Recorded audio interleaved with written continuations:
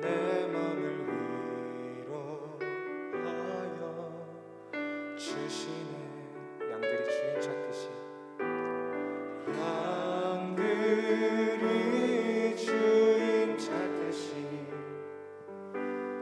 오직 한 분 목자인 내 주님을 내가 찾고 또 따르니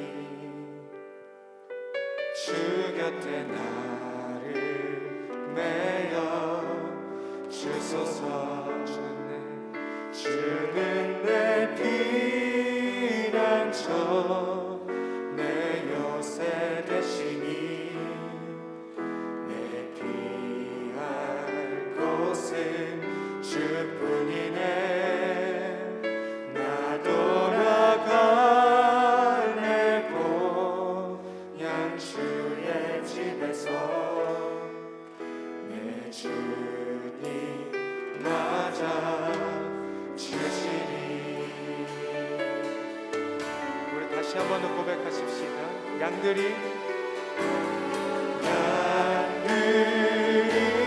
주인 찾듯이 오직 한 분 목자인 내 주님을 내가 찾고 또 따르니 주 곁에 나를 매여 주소서. 주는 내 피난처 내 요새 되시니 피할 것은 주뿐이네. 나 돌아갈래 고향 주의 집에서 내 주님 맞아. 우리 다시 한번 고백하십시다. 주는 내 피난처, 주는 내 피난처 내 요새 되시니 피할 곳은 주뿐이네.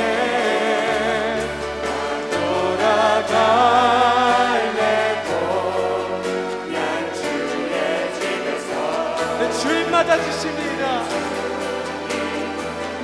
다시 한번 전심으로 고백하십시다. 주는 내 피난처, 내 피난처 내 요새 되시니 내 곳은 주뿐이네. 나 돌아갈래 고향 주의 집에서. 우리 시간 다시 한번 기도하시면서 나가기 원합니다. 그렇습니다. 주는 나의 피난처시고 나의 요새 되십니다. 언제나 우리가 피할 것은 그 주님 한 분이심을 이 시간 다시 한번 고백하시면서 기도하시겠습니다.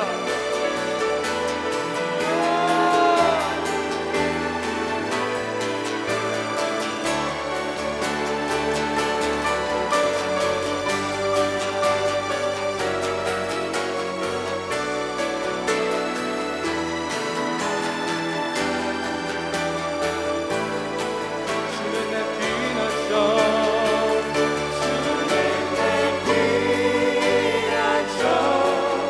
내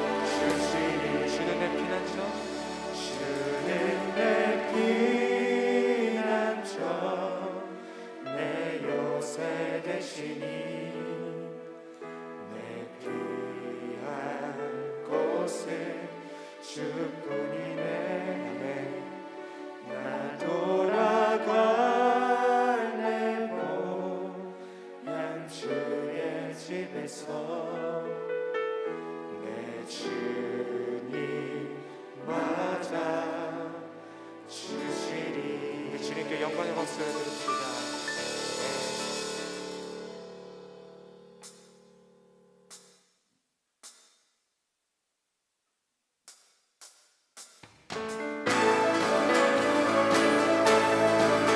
이 시간 다시 한 번 더 박수 치면서 우리의 소망 되신 주님을 찬양하십시다. 이 시간 주님께서 우리와 함께 하심을 믿습니다. 예수 열방의 소망,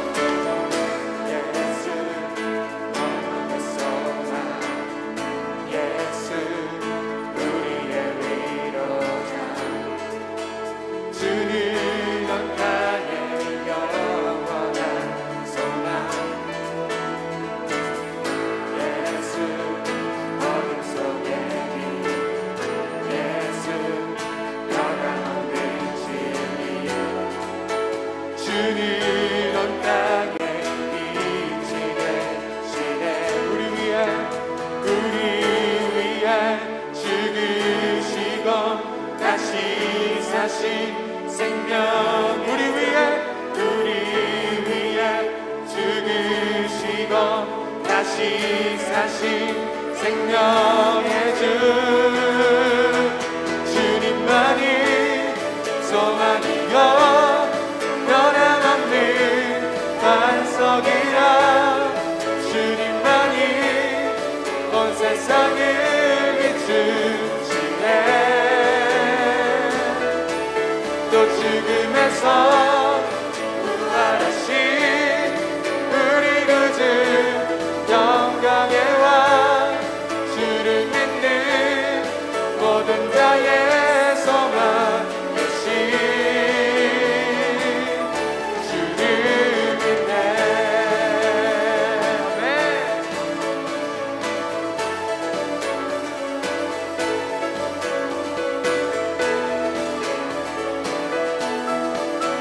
다시 한번 더 기쁨으로 고백하십시다. 예수 열방의 소망, 예수 열방의 소망. 예수 우리의 위로자. 주님 온 땅에 영원한 소망. 예수 어둠 속의 빛. 예수 변함없는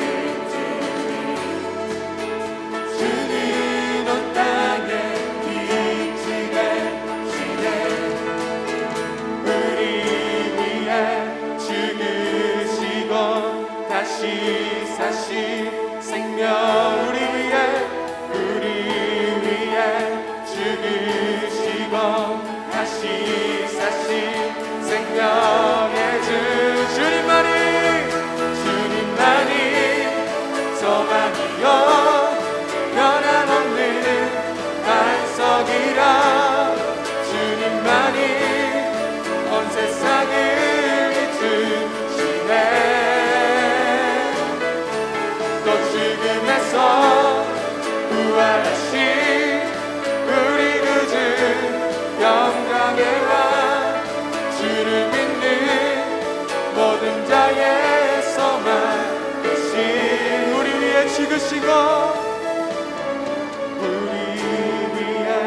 죽으시고 다시 사신 생명의 주. 우리 위해 죽으시고 다시 사신 생명. 우리 위해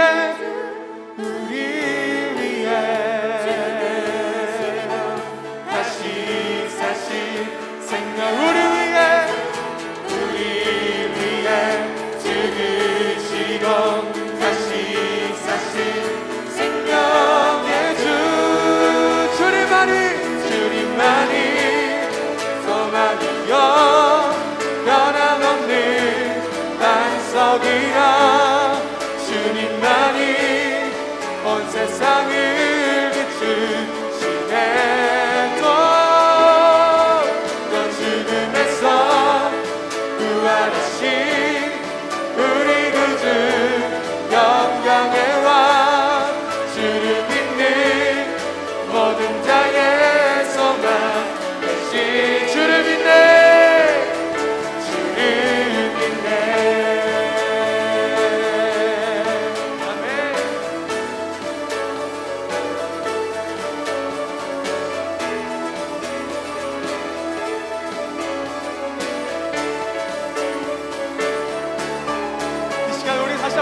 주님께 영광의 박수 올려드립니다. 할렐루야.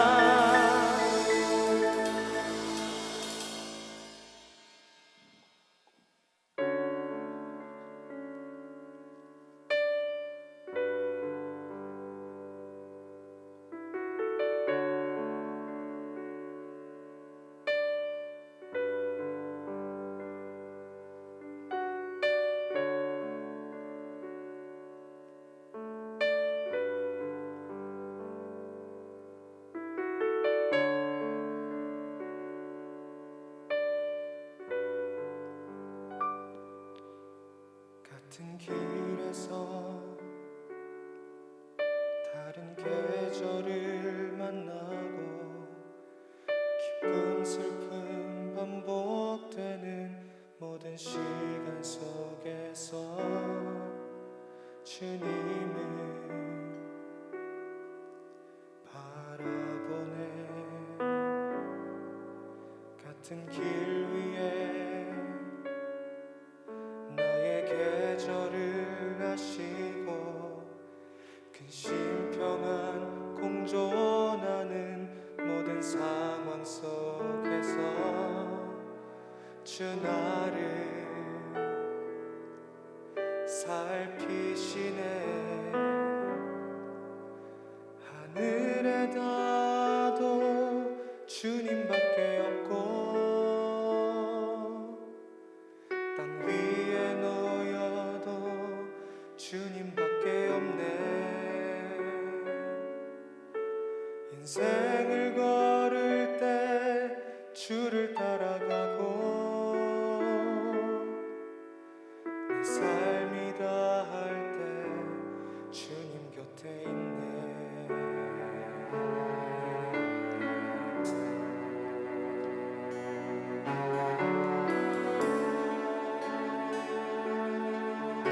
다시 한번 더 고백합시다. 같은 길에서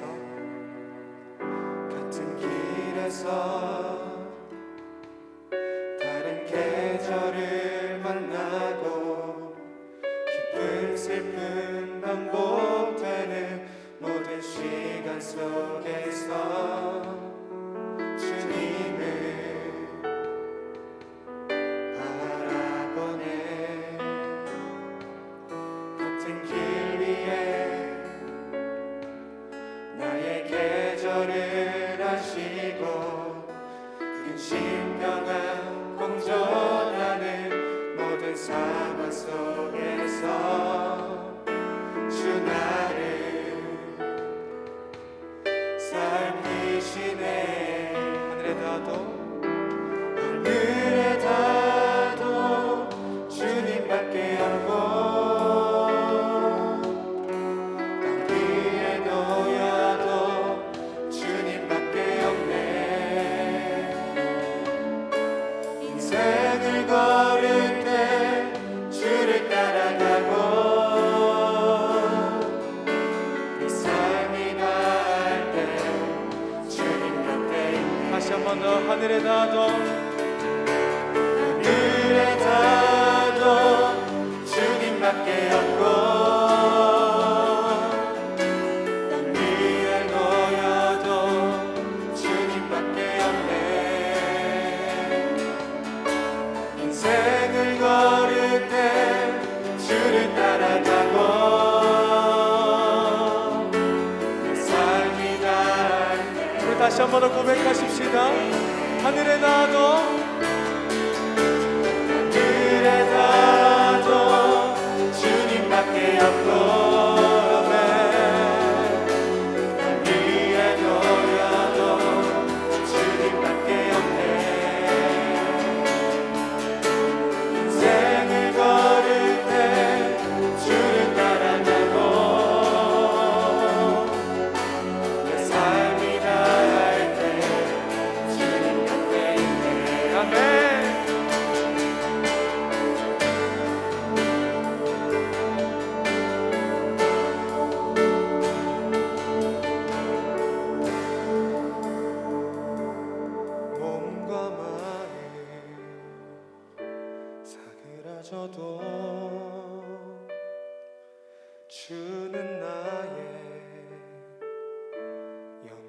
반석 몸과 마음 시들어가도 나는 주를 놓지 않으리. 몸과 마음 사그라져도 주는 나의 영원한 반석. 몸과 마음 시들어가도 나는 주를 놓지 않으리. 몸과 마음 사그라져도 주는 나의 영원한 반석. 몸과 마음 시들어 나는 주를 놓지 않으리. 다시 한번 찬양하십시다. 몸과 마음 사그라져도 주는 나의 영원한 몸과 마음 시들어가도 나는 놓지 않으리. 하늘에 닿아도 주님밖에 없고 위에 놓여도 주님밖에 없네. 인생을 걸을 때 주를 따라가고 내 삶이 다할 때 하늘에 닿아도 주님밖에 없고 위에 놓여도 주님밖에 없네. 인생을 걸을 때 주를 따라가고 내 삶이 다할 때 주님 곁에 있네. 목소리로 고백합시다. 하늘에 닿아도 주님밖에 없고 땅 위에 놓여도 주님밖에 없네. 인생을 걸을 때 주를 따라가고 내 삶이 다할 때 주님 곁에 있네. 그렇습니다. 우리 시간 다 같이 기도하시면서 나아가시겠습니다. 우리의 삶 속에서 우리가 어디로 가든지 항상 우리에게 속삭이시는 분이 계십니다. 항상 우리와 함께 하셨고 이전부터 계속 함께 하셨고 우리가 방황할 때나 때로는 자만에 빠져 있을 때나 거짓될 때나 항상 함께 하셨던 분이 계셨습니다. 이 시간 우리 그 주님께 다시 한번 나아가길 소망합니다. 우리와 함께 하셨던 그 주님께, 우리가 돌아섰던 그 주님께 다시 한번 그 주를 보고 사랑한다고 고백하길 소망합니다. 우리 이 시간 다 같이 기도하시겠습니다.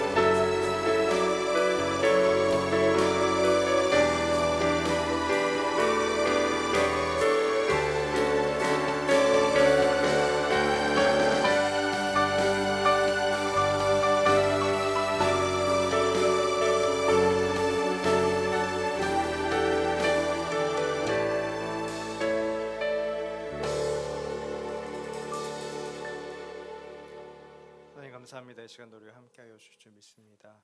예수님 이름으로 기도합니다. 아멘.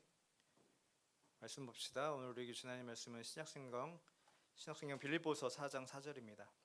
신약성경 빌립보서 4장 4절 말씀입니다. 제가 가진 성경은 신약 321페이지 어간에 있습니다. 빌립보서 4장 4절 말씀 한 절입니다. 한 절 말씀이니까 같이 합독하도록 하겠습니다. 시작. 주 안에서 항상 기뻐하라. 내가 다시 말하노니 기뻐하라. 아멘. 다시 한번 읽읍시다. 시작. 주 안에서 항상 기뻐하라. 내가 다시 말하노니 기뻐하라. 아멘. 함께 인사합시다. 사랑하고 축복합니다. 네, 사랑하고 축복합니다. 사랑하고 축복합니다. 네, 원래 청년부 부장님이 갈집사님이셨는데 군성교로 떠나셨기 때문에 감사하게도 한조도 장로님이 한 번 더 해주시겠다고 말씀을 먼저 하셔서 그래서 한조 장로님이 이제 부장님으로 섬겨주시기로 했고요. 4월 첫째 주에 성경 퀴즈 대회 있죠. 상금 있어요, 여러분. 네, 상금 있어요. 잘 한번 해보세요. 네, 전 더 이상 뭐라고 말씀을 못 드리겠습니다. 그냥 잘 한번 해보세요. 네, 문제를 유출할 수는 없고. 네. 그리고 우리 현주 자매 아버지가 소천하셨어요. 어저께 토요일 날 새벽 3시쯤에 소천을 하신 것 같아요. 지금 일지병원 장례식장에 계신데 내일 새벽에 발인을 할 거고요. 5시 반에 발인을 할 건데 남자 청년들 한 4명만 갔으면 좋겠어요. 왜냐면 현주 자매 가족이 대부분 다 여자라서 운구할 사람이 좀 부족한 것 같아요. 운구할 사람이. 그리고 길지 않아요. 을지병원은 한 10m 정도만 이렇게 들고 움직이면 돼요.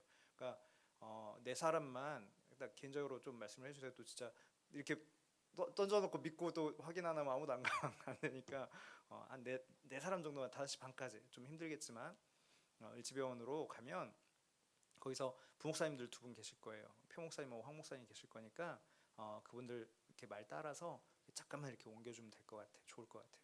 아셨죠? 네. 배태환 형제님, 네, 4명, 네, 4명, 네. 3월을 보내고 있습니다. 이제 3월도 이제 마지막 주고 부활주일이 좀 빨라요. 올해는 4월 첫째 주가 부활주일인데 3월이면 보통 이렇게 뭔가 시작하는 기분이 좀 들죠. 예. 그죠? 새내기들은 새내기들 나름대로 우리 뭐 새학년도 시작되고 새로운 뭐 봄도 오고 어저께가 춘분이었더라고요. 그렇죠? 예. 그래서 보니까 꽃이 지금 핀 곳도 있고 매화꽃 같은 건 피기도 하고 또 중계동분들은 이렇게 브람 스타디움 넘어가다 보면 진달래가 아니라 개나리예요. 개나리 핀 거 보셨어요 혹시? 예. 중계동분들은 혹시 보셨나요? 개나리가 피기 시작했더라고요. 안타깝게도 작년에 이어서 올해도 코로나로 이런 기분이 좀 방해를 받고 있습니다. 제가 기억할 때 작년 3월 1일이 첫째 주일이었어요. 그때부터 이제 예배에 좀 지장을 받기 시작했어요. 우리가 기억하시나요? 그리고 3월 둘째 주에 처음으로 온라인 예배라는 걸 드렸어요. 우리가 저도 머리털 나고 처음이었던 것 같아요. 온라인 예배라는 건 정말로. 그게 작년 3월 둘째 주였어요. 그리고 뭐 이제 BC는 바뀌어야 된다. 비포 코로나와 뭐 AC 애프터 코로나로 바뀌어야 된다는 이런 말들까지 나올 정도로 굉장히 많은 일상을 좀 바꿔놨죠. 지금도 이렇게 지금은 익숙하지만 이렇게 전부 다 마스크를 끼고 있는 모습들 뭐 등등부터 시작해서 그래서 많은 사람들이 이렇게 스트레스를 좀 받는 분들도 계시고 그런 것 같아요. 코로나 블루라고도 하고 코로나 레드까지 이제 막 욱해가지고 뭐 그런 이야기까지 하고 있는 것 같습니다. 사실 하나님의 자녀로서 우리가 항상 기쁨이 충만해야 하는 사람들인데 성경은 그렇게 말하고 있는데 쉽지는 않은 것 같아요. 우리도 세상을 살아가다 보니까 이렇게 기쁨보다는 이렇게 욱하는 감정이나 또는 또 우울한 사람들은 우울한 감정이나 그런 것들이 앞선 그런 부분들이 많은 것 같습니다. 삶의 환경이 녹록지 않아서 항상 기뻐하며 살기가 어렵다라는 고백을 할 수밖에 없는 것 같습니다. 그럼에도 불구하고 성경은 우리에게 항상 기뻐하라고 말씀하십니다. 잘 알고 계시죠? 데살로니가전서 5장 16절에서 18절 말씀 알고 계시죠? 항상 기뻐하라, 쉬지 말고 기도하라, 범사에 감사하라. 이것이 그리스도 예수 안에서 너희를 향하신 하나님의 뜻이니라 라고 말씀합니다. 그러니까 항상 기뻐하래요. 하나님의 뜻이래요. 그리고 오늘 본문 말씀도 그랬죠. 주 안에서 항상 기뻐하라. 내가 다시 말하노니 기뻐하라 라고 말씀합니다. 때로는 이런 불평이 나올 수도 있습니다. 하나님은 모르시니까 우리 너무 이 세상의 이 어려움을 모르시는 거 아니야? 뭐 이럴 수도 있을 것 같습니다. 그런데 이런 불평도 사실은 안 통합니다. 여러분 히브리서 4장 15절 말씀에 보면 이런 말씀이 있어요. 우리에게 있는 대제사장은 우리의 연약함을 동정하지 못하실 리가 아니요 모든 일에 우리와 똑같이 시험을 받으시니로되 죄는 없으시니라. 뭐 예수님에 대해서 설명할 때 이런 말씀을 하시는 말이에요. 그러니까 우리랑 똑같은 모든 걸 경험하신 분이 예수님이세요. 그 예수님이 우리에게 말씀하시는 거예요. 항상 기뻐하라라고. 그러니까 우리는 안 살아봐서 모르시잖아요. 이런 얘기 못 한다는 얘기예요. 쉽게 얘기해서. 이게 무슨 말씀이냐면 하나님 예수님 안 살아봐서 모르시잖아요. 경험 안 해서 모르시잖아요. 이게 우리 삶이 얼마나 팍팍한지 아세요? 우리가 얼마나 슬픈 감정을 많이 느끼고 뭐 이런 거 아세요? 이런 말 못 한다는 거예요. 왜냐하면 우리가 똑같은 이 모든 과정과 감정들을 겪으신 분이 있으시기 때문에. 뭐 그런 의미입니다. 뭐 그래도 마음 한구석에서는 막 그렇게 생각합니다. 그래도 예수님이니까 뭐 이런 마음이 들 수 있습니다. 그렇다면 성경 속의 많은 믿음의 선배들의 모습을 보면 또 이런 소리가 나오기 힘들죠. 오늘 빌립보서 말씀을 읽었는데 빌립보서를 누가 썼죠? 네, 그냥 바울이라고 얘기하면 돼요. 깊이 생각하지 말고 신약 성경 누가 썼죠 하면 그냥 바울이라고 얘기하면 80%는 맞습니다. 네. 아셨죠? 그렇게 얘기하면 돼요. 그냥 틀리더라도 신약 성경 중에 이거 누가 썼죠 하면 바울 얘기하면 80% 이상은 맞습니다. 네. 복음서 빼놓고는 다 거의 바울이 쓴 거니까 복음서 빼놓고는. 근데 이 바울이란 사람을 우리가 숱하게 설명을 드렸죠. 바울이 어떤 사람이었냐면 괜찮은 사람이었어요. 그러니까 사회적 지위도 괜찮은 사람이었고요. 먹고 살 거 별로 걱정 없는 사람이었어요. 뭐 로마 시민권도 가지고 있었고 학벌도 굉장히 좋았고요. 로마 시민권을 가진 걸로 봐서는 재력도 괜찮았을 거라고 우리가 추측할 수가 있어요. 그런데 이 바울이 예수님을 만나고 굉장히 어려운 삶을 살기 시작합니다.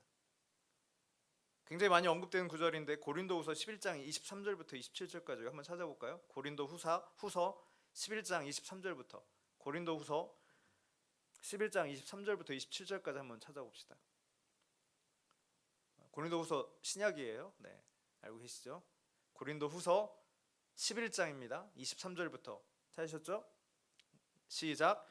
그들이 그리스도의 일꾼이냐 정신없는 말을 하거니와 나는 더욱 그러하도다. 내가 수고를 넘치도록 하고 옥에 갇히기도 더 많이 하고 매도 수없이 맞고 여러 번 죽을 뻔하였으니 유대인들에게 40에서 하나 감한 매를 5번 맞았으며 3번 태장으로 맞고 1번 돌로 맞고 3번 파선하고 일주야를 깊은 바다에서 지냈으며 여러 번 여행하면서 강의 위험과 강도의 위험과 동족의 위험과 이방인의 위험과 신의 위험과 광야의 위험과 바다의 위험과 거짓 형제 중에 위험을 당하고 또 수고하고 애쓰고 여러 번 자지 못하고 줄이며 목마르고 여러 번 굶고 춥고 헐벗었노라. 아멘. 바울의 고백이에요. 그러니까 정말 괜찮게 그냥 편안하게 살아갈 수 있는 사람인데 예수 만나고 이렇게 된 거예요. 예수님 만나고 예수님 믿고 나서부터 이렇게 살았대요. 바울이. 여러분 40에 하나 감한 매면 몇 대예요? 너무 고차원적 수학인가요? 40에 하나 감한 매면 39대죠. 왜 39대를 따르냐면 당시 유대인들이 그 매로 그때 당시에 사용했던 그 매로 그 강도로 40대를 맞으면 죽는데요. 거의 99% 이상이 죽었대요. 40대를 맞으면. 그러니까 한 대 뺀 거예요. 그럼 거의 어떤 상태라는 거예요? 거의 죽을 만큼 맞았다는 얘기예요. 거의 죽을 만큼. 그걸 여러 번 맞았대요. 바울이. 그러니까 예수 만나고 하나님의 일을 감당하면서 이런 인생을 살게 되었다라고 고백해요. 이 빌립보서가 누가 썼다고요? 그런 바울이 썼다고요. 빌립보서를 쭉 읽어보면 또 빌립보서 말고도 다른 바울 서신들을 읽어보면 그런 바울이 곳곳에서 기쁨을 이야기합니다. 이렇게 살았는데. 여러분 이렇게 예수 믿고 이렇게 살려고 하면 살 자신이 있으신가요? 저는 없습니다. 되게 빨리 대답하죠. 저는 없습니다. 자신 없더라고요. 아무리 생각해봐도 머리를 이렇게 굴려봤는데 상상을 해봤는데 저는 자신 없더라고요. 근데 바울은 이걸 담담하게 고백해요. 더군다나 빌립보서는 바울이 감옥에서 쓴 글입니다. 감옥에서 쓴 글이고 감옥에서 어떤 상태였냐면 이제 판결을 받기 전에 쓴 글이에요. 그러니까 이 판결이 사형이 내려질 수도 있어요. 당시 상황상 사형이 안 내려졌지만 결과론적으로는 안 내려졌지만 바울이 이 편지를 쓰고 있었을 당시에는 사형을 받을지도 모르는 상황이에요. 그런 상황에서 바울이 이렇게 빌립보서를 쓰고 있었던 거예요. 그리고 나이는 되게 많이 먹었습니다. 바울의 노년입니다. 거의 사역의 말년이에요. 그러니까 이 할아버지가 이 호호 백발인지는 모르겠지만 대머리라는 얘기가 있어요. 예, 그러니까 백발인지 잘 모르겠어요. 이 할아버지가 노년에 감옥에서 편지를 쓰면서 기뻐하래요. 기뻐하래요. 그러면 이제 우리도 좀 핑계할 수 없을 것 같습니다. 예, 우린 젊잖아요. 그래도 젊고 그리고 뭐 맞은 적도 없고 춥고 배고픈 적은 있을지 모르겠지만 별로 없어요. 그리고 예수 믿는다고 핍박 당한 적도 별로 없죠. 없으실 거예요 아마. 그러면 당연히 우리도 도전을 좀 받아야 하는 말씀인 것 같습니다. 그 바울이 주 안에서 항상 기뻐하라라고 말씀합니다. 이 기쁨이라는 것은 사실 우리 그리스도인의 가장 큰 특징 중에 하나가 되어야 하는 거예요. 요한복음 15장 11절에 이렇게 말씀합니다. 예수님이 이렇게 말씀합니다. 내가 이것을 너희에게 이름은 내 기쁨이 너희 안에 있어 너희 기쁨을 충만하게 하려 함이라 라고 말씀합니다. 그러니까 주님이 우리에게 말씀을 전하시고 사역을 하셨던 가장 중요한 이유 중에 하나가 너희 안에 기쁨이 충만하게 하라고 하셨대요. 그러니까 우리 기쁨을 가지고 살아가야 하는 사람들이라고 사실은 성경에서 계속해서 강조하고 있는 거예요. 계속해서 우리는 기뻐해야 하는 사람들입니다. 예수 믿는다면 기뻐해야 하는 사람들입니다. 계속해서 말씀하고 있는 거예요. 그래도 여전히 욱하고 올라올 수 있습니다. 아니, 도대체 꽃이라도 꽂고 다녀야 되나? 제정신인데 어떻게 맨날 기뻐하고 살아? 꽂 해벌레 하고 다니면 뭐 그럴 수 있을지 모르겠지만 뭐 그런 생각을 할 수 있을지도 모르겠습니다. 기뻐하라고 하는 가장 중요한 단서는 바로 주 안에서입니다. 주 안에서. 뭐라고요? 주 안에서. 지금 4장 4절 말씀을 읽었어요. 4장 3절 말씀을 읽었어요. 3장에서 어떤 설명을 하고 있냐면 바울이 빌립보서 3장에서 우리가 어떤 사람인지 설명을 하고 있어요. 우리 그리스도인들이 어떤 사람인지. 대충 요약을 해보면 그리스도인들은 그리스도의 고난을 알고 거기에 참여하고자 하는 사람입니다. 뭐 이런 설명을 합니다. 그리스도의 고난을 알고 거기 참여하고자 하는 사람들이 그리스도인입니다. 그리고 부활의 소망이 있는 사람들입니다. 맞습니까? 부활의 소망이 있으십니까? 그리고 표대를 향하여 나아가는 사람들입니다. 뭐 이런 얘기하고 있습니다. 그리고 믿음이 행동을 결정하는 사람들입니다. 뭐 이런 얘기하고 있어요. 그러니까 이런 사람들이니까 그리고 또 하나 천국 시민이라는 이야기도 하고 있어요. 그러니까 우리 기뻐할 수 있다라고 말씀하고 있는 거예요. 우리가 그리스도의 고난을 알고 그 고난에 기꺼이 참여하고자 하는 사람들이기 때문에 천국 시민이기 때문에 하늘의 소망을 갖고 있는 사람들이기 때문에 그리고 표대를 향하여 나아가는 사람들이고 부활의 소망이 있는 사람들이기 때문에 우리는 그 주님 안에서 기뻐할 수 있습니다 라고 말씀하고 있는 겁니다. 그럼 기뻐하실 수 있겠습니까? 아직도 조금 거리감이 느껴지시나요? 그럼에도 불구하고가 이렇게 좀 생각이 되십니까? 더군다나 이렇게 여기서 말하는 기쁨은 굉장히 적극적인 기쁨입니다, 여러분. 여기서 기뻐하라라는 명령은 죄송해요, 군대 얘기해서 이런 거예요. 군대에서 기상나팔과 같은 겁니다. 무슨 말인지 아시겠어요? 군대에서 기상나팔 불면 어때요? 아, 일어나야지 하고 계속 누워있으면 어떻게 되죠? 바로 날라오죠. 그죠? 뭐가 날라옵니다. 그러니까 군대에서 기상나팔이 불면 어떻게 하죠? 바짝 일어나서 이불 개고 다 실질적으로 행동을 해야 되는 그게 기상나팔이에요. 여기서 기뻐하라라고 말씀하신 이 기뻐하라의 명령은 바로 그런 의미예요. 그냥 기뻐해야지. 가만히 있어서 기뻐해야지 이렇게 생각하고 말고가 아니라 그 즉시 나의 삶으로 나 행동으로 묻어 나와야 하는 그런 거를 말씀하고 있는 거예요. 그냥 적당히 기뻐하는 흉내를 내는 것도 아니고요. 그냥 소극적인 개념도 아니에요. 그러니까 소극적인 개념은 뭐냐면 그래 맞아 우리 기뻐해야 하는 사람들이지. 그리고 내가 슬픔을 당했을 때 그래 나는 슬퍼하지 않을 거야. 불만이 찾아왔을 때 나는 그냥 불만을 표출하지 않을 거야. 이 정도로 뭔가 상황이 됐었을 때 그걸 안 하는 쪽이 소극적인 거라고 우리가 보통 이야기하거든요. 그런 소극적인 개념도 아니에요. 굉장히 적극적인 개념입니다. 그걸 뛰어넘어서 실제 기뻐하라라는 말이에요. 좀 마음이 어려워지십니까? 그러니까 그럼 좀 더 어려워지시나요? 그러니까 파이팅 뭐 이 정도 수준이 아니란 얘기예요. 우리가 그냥 보통 이렇게 좀 기뻐하고 이렇게 흥을 부를 때 힘내, 파이팅 이 정도가 아니라 진짜로 기뻐해야 된다는 얘기예요. 그리고 임시 방편적인 것도 아닙니다. 그러니까 기뻐하라고 하니까 이제 노래방 좀 가서 신나는 노래 좀 불러볼까? 잠깐 기뻐할 수 있겠죠, 그렇죠? 노래방 가서 신나는 노래 막 계속 부르면 네, 그럴 수도 있어요. 또 하나님을 모르는 사람들은 약에 취할 수도 있죠. 기뻐하기 위해서. 뭐 그러니까 그런 임시 방편적인 것도 아니면 그런 말씀이에요. 그러니까 이 기쁨은 철저하게 주 안에서라고 다시 강조하고 있는 이유는 우리가 하나님을 알므로써 하나님이 어떠한 분인지 알므로써부터 우리 기쁨이 시작돼야 한다라고 말씀하고 있는 겁니다. 여러분 하나님이 어떠한 분인지 알고는 계시죠? 그래도 우리 알고 있습니다. 그분이 어떤 분이냐면 일단 기본적으로 창조주이십니다. 믿으십니까? 네. 그리고 전능자이십니다. 믿으십니까? 쉽게 얘기해서 우리가 생각하고 있는 가장 완벽하고 뭐든 다 해줄 수 있는 뭐 그런 분이세요. 그렇죠? 그 하나님이 이사야 43장 4절에서 어떻게 말씀하고 있는지 아시죠? 내가 내 눈에 보배롭고 존귀하며 내가 너를 사랑하였은즉 내가 내 대신 사람들을 내어주며 백성들이 내 생명을 대신하리니 라고 말씀합니다. 제가 좀 즐겨서 말씀드리는 부분이에요. 공동번역본으로 이걸 제가 몇 번 말씀드렸었는데 이 이사야 43장 4절을 공동번역본에 보면 어떻게 되어 있냐면요, 너는 눈에 넣어도 아프지 않을 나의 귀염둥이 나의 사랑이다 라고 번역되어 있어요.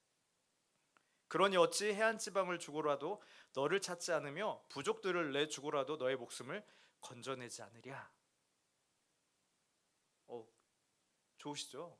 하나님이 우리를 바라봤을 때 나의 귀염둥이 나의 사랑이야 라고 말씀하고 있는 겁니다. 그러니까 그 하나님이 나를 그렇게 생각하고 있다는 사실을 깨닫는다면 충분히 기뻐할 수 있지 않을까라고 사실은 물어보고 있는 거예요. 우리 삶을 바라보시면서 너 예수 믿지? 일단 첫 번째 전제는 그겁니다. 두 번째 전제는 너 예수 믿으면 하나님이 어떤 분인지 알지? 두 번째 전제입니다. 근데 그 하나님이 너가 너무 좋대. 너가 나의 귀염둥이고 나의 사랑이래. 그러니까 네 삶이 좀 이렇게 팍팍하고 삶이 고달퍼도 좀 기뻐할 수 있을 것 같아 라고 말씀하고 있는 겁니다. 어때요 여러분? 기뻐할 수 있는 이유가 되지 않을까요? 그 하나님을 믿는다면 말입니다. 중요한 단서예요. 이게 중요한 전제예요. 그 하나님을 알고 그 하나님을 믿는다면 우리가 기뻐할 수 있을 것 같습니다. 문제는 그걸 자주 까먹으니까 문제고 잊어버리니까 문제고 그걸 생각해내지 못하는 게 문제인 것 같습니다. 여러분 주님을 바라보시고 그분이 어떤 분이고 무슨 일을 하셨는지 생각하시기 바랍니다. 그리고 그분을 묵상하시기 바랍니다. 그러면 우리 안에 기쁨이 생겨나기 시작할 겁니다. 또 하나의 기쁨의 비결은 자족이라는 것입니다. 자족. 뒤에 있는 4장 12절 13절에서 이렇게 말씀합니다. 유명한 구절이죠. 나는 비천에 처할 줄도 알고 풍부에 처할 줄도 알아. 모든 일 곧 배부름과 배고픔과 풍부와 궁핍에도 처할 줄 아는 일체의 비결을 배웠노라. 내게 능력 주신 자 안에서 내가 모든 것을 할 수 있느니라. 아멘 라고 말씀하고 있습니다. 자족이 기쁨의 비결이에요. 자족은 두 가지가 필요합니다. 하나는 하나님을 신뢰하는 게 필요합니다. 그리고 하나는 훈련이 필요합니다. 훈련은 이미 바울이 고백했죠. 내가 비천에도 처하고 풍부에도 처하고 배고픔, 배부름, 풍부, 궁핍 여기에 다 처해봤다라고 고백하는 것은 바울은 그만큼 훈련을 받았다는 거예요. 삶을 통하여서. 나머지 하나는 하나님을 신뢰하는 겁니다. 앞에 말씀하고도 좀 연결되죠. 하나님이 어떠한 문제 아는 것과 연결됩니다. 여러분 하나님을 신뢰한다는 것은 에레미야가 이렇게 말씀했어요. 그분이 나에 대한 생각이 평안이고 미래고 희망을 주는 것이다라고 말씀하셨어요. 그러니까 이런 말씀들을 생각하면서 하나님을 신뢰하는 거예요. 내 지금 상황은 비록 그렇게 해피하지 못한 상황이지만 지금 상황은 좀 이렇게 좀 답답한 상황이고 깜깜한 상황이지만 분명한 것은 하나님이 나를 사랑하시고 그 하나님이 어떤 경우에도 나를 포기하지 않으실 거야. 그래서 나를 올바르게 인도하실 거야. 나를 옳은 방향으로 좋은 것들로 인도하실 거야 라는 것을 신뢰하는 겁니다. 믿으십니까 여러분? 신뢰가 되십니까? 여러분 하나님 결국은 복 주실 것입니다. 신뢰하세요. 하나님 신뢰하십시오. 제가 다른 건 몰라도 이거는 제가 200% 장담하면서 말씀드릴 수 있습니다. 하나님 신뢰하시면 하나님 결코 우리를 실망시키지 않으십니다. 제가 몇 번 말씀드렸던 것 같아요. 제 인생을 돌아봐도 결코 하나님 실망시키지 않으시고 결코 헛되이 시간들을 쓰게 하지 않으시고 결코 하나도 내 인생의 한 순간이라도 한 자락이라도 쓸모없는 것들이 없습니다. 그 당시에는 그것 때문에 죽을 것 같았고 그 당시에는 그것 때문에 정말 다시는 세상 빛을 보기 싫을 정도였을지라도 결국 하나님이 그 모든 것들을 다 활용하셔서 지금의 내가 있게 하시더라고요. 그러니까 그거를 한번 경험했으니까 여러분도 아마 경험하신 분도 있고 해 나가고 계시는 분도 계실 거예요. 중요한 것은 그것들을 통해서 우리가 무엇을 배워야 하냐면 하나님을 신뢰하는 것을 배우셔야 합니다. 아, 그렇지. 그때 당시에 또는 저분에게 바울을 봐도 알잖아요, 여러분. 바울을 봐도 바울의 인생이 그렇다고 우리가 실패자라고 말할 수 있는 인생입니까? 그렇지 않습니다, 절대. 바울이 이렇게 나 죽을 뻔했어요, 나 어때요 이렇게 많이 고백했더라도 바울의 인생은 절대 실패한 인생이 아니죠. 그렇죠? 우리 신앙에 있어서는 정말 위대한 사람이 바울이기 때문에 그렇습니다. 그렇다면 이 모든 것들을 종합해 봤을 때 내 인생에도 하나님 분명히 개입하실 것이고 내 인생도 분명히 하나님이 나를 정확한 위치에 서게 하실 것이고 지금은 안개와 같을지 모르지만 밝은 빛이 비치게 하실 것이고 지금은 터널 같을지 모르겠지만 결국 터널의 끝에는 빛이 비출 거야 라는 것을 신뢰하는 겁니다. 그 하나님을 신뢰하는 거예요. 그러면 자연스럽게 우리 안에 기쁨이 생기게 됩니다. 더 이상 슬퍼하지 않아도 되고요. 절망하지 않아도 되고요. 나락으로 떨어질 것 같은 그 기분에 휩싸이지 않아도 되고요. 결국은 그것으로 인하여서 우리는 기뻐할 수 있게 된다라고 말씀하고 있는 것입니다. 주어진 삶의 순간순간마다 비록 기뻐하기는 불가능하다고 생각되지는 그런 상황일지라도 하나님을 생각하시기 바랍니다. 그리고 이전에 어려웠던 일들과 또 그것에서 벗어나게 하시는 하나님을 생각하시기 바랍니다. 나에게 경험이 부족하다면 주변의 많은 경험들에 한번 눈을 돌려보시고 귀를 기울여 보시기 바랍니다. 그 모든 것들을 종합해 본다면 여러분 충분히 그 상황에서 기쁨을 이야기할 수 있게 될 것입니다. 주 안에 항상 기뻐하라. 다시 말하노니 기뻐하라. 오늘 말씀입니다. 아멘이 되십니까? 이제는 아직도 좀 안 되십니까? 아멘이 되십니까? 네. 우리가 항상 기뻐하는 것은 당연히 절대 기뻐하지 못하는 순간이 조금이라도 있어서는 안 돼. 이거를 이야기하는 건 사실 아니죠. 24시간 1분 1초 중에 24시간 중에 1초라도 기뻐하지 않으면 너 알아서 해. 이거 아닙니다. 이거 아니고 너 주 안에 항상 기뻐하라고 하는 말씀의 의미는 우리의 방향성이 그래야 한다는 거예요. 우리 인생을 살아가면서 우리의 방향성이 비록 당연히 실수할 수 있습니다. 당연히 좌절할 수도 있고요. 당연히 막 되게 불만을 폭주할 수도 있고 그럴 수도 있습니다. 하지만 우리 전반적인 인생의 방향이 기쁨을 찾는 방향으로 나가야 한다는 말씀일 것입니다. 그리고 우리 주어진 삶의 시간 속에서 그 기쁨이 차지하는 비중을 넓혀가야 한다는 그런 말씀의 의미가 되는 것입니다. 내가 어저께는 하루 종일 불평만 얘기한 내가 정말 어렸을 때는 막 깨어있는 시간 중에 막 한 반절은 불평불만하고 막 그랬던 사람이라면 지금은 적어도 내가 깨어있는 시간 중에 그런 시간은 그때에 비하면 굉장히 줄어들어 있어. 또 옛날엔 내가 좌절하고 절망하면 한 달을 갔지만 이제는 한 보름이면 돼. 예전에는 내가 정말 길게 막 뒤끝 장렬로 끌고 갔지만 이제는 하룻밤 지나면 괜찮아. 그것들을 딱 털어내고 다시 한번 하나님 안에서 내가 기쁨으로 일어설 수 있어. 이걸 이야기하는 겁니다. 우리 인생이 이뤄야 한다고요. 그거를 요구하시는 겁니다. 그게 우리에게 기쁨을 명령하시는 하나님의 뜻이 되는 것입니다. 사랑하는 청년 여러분, 쉽지 않는 거 저도 공감합니다. 더군다나 요즘 상황인지라 되게 깜깜하신 분들도 많으실 거고요, 답답하신 분들도 많으실 거고요. 그렇지만 성경이 말씀하시는 것들을 잘 귀 기울이고 잘 깊이 생각해 보시기 바랍니다. 그래도 우리는 주 안에서 기뻐할 수 있는 사람들입니다. 오히려 요즘 같은 때 기쁨이야말로 우리가 그리스도인임을 나타낼 수 있는 좋은 방편이 될 수 있을 것 같다는 생각도 해보았습니다.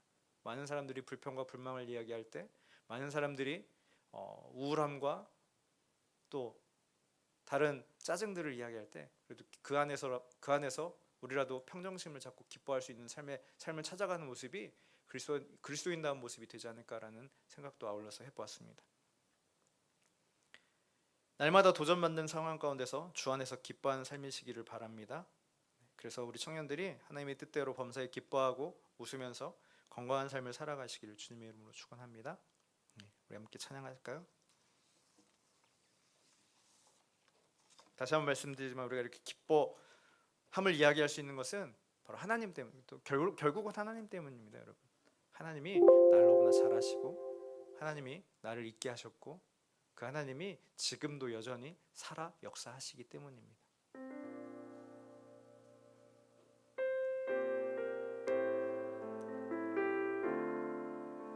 찬양하시면서 준비하신 예배를 드리도록 하겠습니다.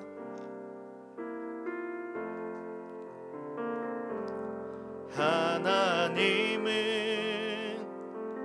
너를 만드신 분, 너를 가장 많이 알고 계시며,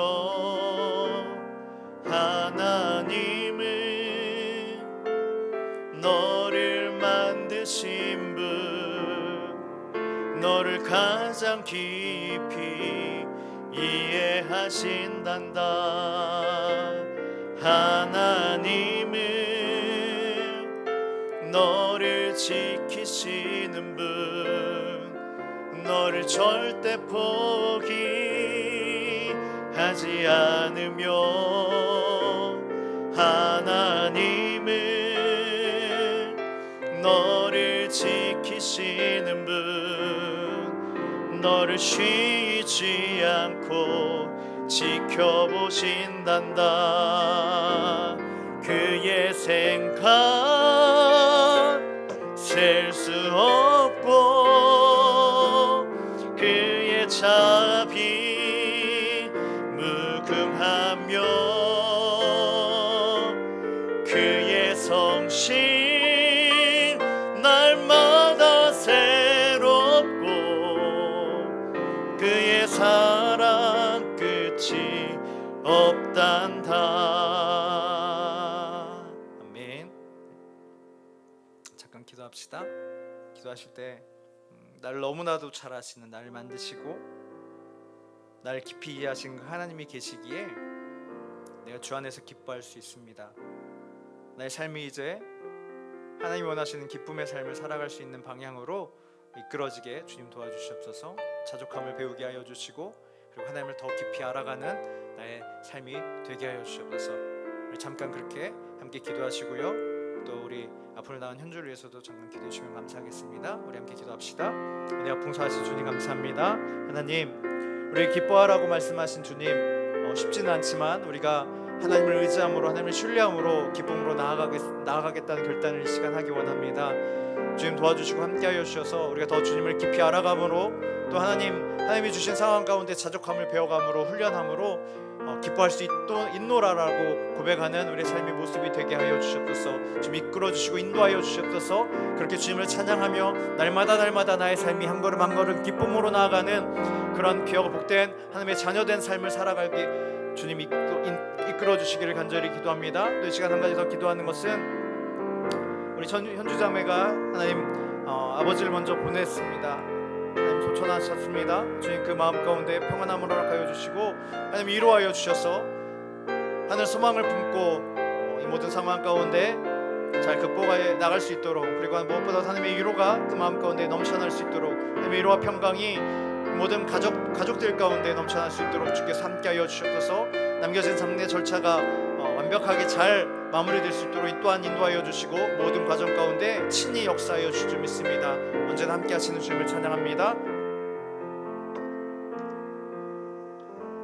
주님 감사합니다. 우리가 언제나 하나님을 바라보고 하나님을 찬양하고 하나님 안에 머무는 귀한 삶이 되기를 원합니다. 특별히 우리에게 기뻐하라고 말씀하신 그 주님의 말씀을 잘 새기며 살아가는 삶이 되기 원하고, 무엇보다 하나님을 깊이 알아가며 하나님이 어떠한 분이신지 잘 깨달아서, 그리고 그 주님이 주신 기쁨 가운데 또 주님이 주신 상황 가운데 자족함을 누리면서 훈련하면서 우리의 삶이 기쁨의 삶으로 바꿔질 수 있도록, 인도되어질 수 있도록 함께하여 주시옵소서.